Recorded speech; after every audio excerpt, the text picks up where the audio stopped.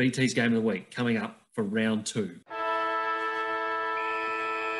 So I was going through the fixtures, and there's actually not that many exciting games other than the one Friday night, Sydney versus Geelong in Sydney. Huge. Buddy Franklin, 4 goals off. Can he do it? I'll say he's going to have, blitzards on him? You think? You'd have to think so because they didn't have much else in the tank. Sam de Koning wasn't overly impressive in his second game of AFL footy. Well, he won't be playing anyway. He's out concussion. Concussion. Yeah, of course. So that's going to be a problem for the Cats. But you'd have to think the number one man's going to go to Buddy, wouldn't you? Yeah, you'd think so. So hopefully he can get it at the SCG. Friday night game as well. So it's going to get huge viewership. It's a massive game for the ladder. If either team goes 2 and zip, or the other team goes 1-1, that can, I know it's early, but can play a major factor. Where do you think the game's going to be won? I mean, these two teams have very good midfields. Is it going to come down to that? I think Geelong's midfield's that little bit better, but I like the forwards. No, it doesn't look like Jeremy Cameron's going to be playing, so they've got probably only Big Tomahawk. But I like the forwards of Sydney, the midfielders and the smallish type forwards who can kick the goals. I think that's the big one. If they can, your Heaney, your Hewitt, your Haywood, these type of players, if they can pop up and kick their goals again like they did last game against GWS, I think they can get it done. How good was Heaney as well the other day? We were all aboard the hype train for Heaney. I've got him in my AFL fantasy team. Geez, he looked really good, didn't he? Yeah, he's going to be a superstar. He knows how to find the ball as well. Wherever he's playing, he can find the ball. So knows how to kick goals, knows how to mark, and being that medium-sized player. So yeah, he's going to be a key factor for this game. I think Sydney will get it done. I think Buddy will kick exactly 4.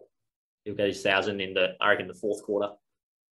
Then that game will be dragged out for another half an hour because they have to get everyone off the ground. How many people are going to get COVID from that? Oh. I mean, that's got to be a super spreader for sure. Oh, for sure. You just don't record that one. Just brush that one aside. That's. What are the players going to do? How if these teams, they might just get COVID purely from that. What's the AFL going to do the following week if all of Sydney and Geelong can't play because everybody ran on the field? It's going to be a debacle, Steve. I mean, what are we doing here? I saw an interview on some footy show maybe last week or so. They were talking to Big Gill and they asked the question. They said, what are they going to do? What are you going to do if when Buddy scores his 1,000th goal, and how are you going to stop everyone from getting on the field? And his answer was, don't.